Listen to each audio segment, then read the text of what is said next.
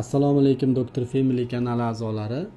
Bugungi sizlarga tayyorlagan chiqishimiz buyrak amiloidozi haqida so'z yuritamiz. Ya'ni bu ham bir murakkab patogenetik jarayonlar bilan namoyon bo'ladigan, tashxislash qiyin bo'lgan ko'plab bemorlarimiz og'ir holatlarda tashxislanadigan kasallik hisoblanganligi uchun buyrak amiloidozi, ya'ni amiloidoz kasalligi haqida ma'lumot beramiz.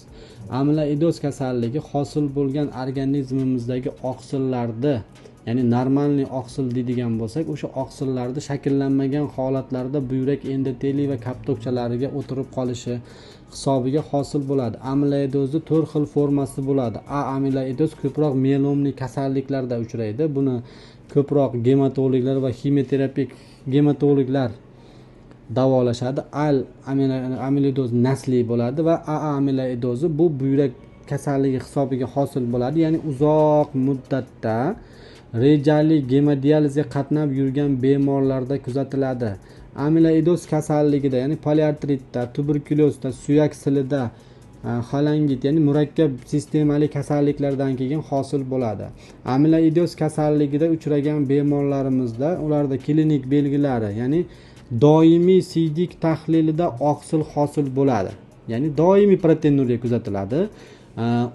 U bir necha yillar mobaynida davom etadi. Bir necha 5-10 yil, 15 yilgacha o'shanday oqsilim pastlamayapti. 0.66, 1.32 yoki 3 gram oqsil chiqaveradi. Kuzatiladi.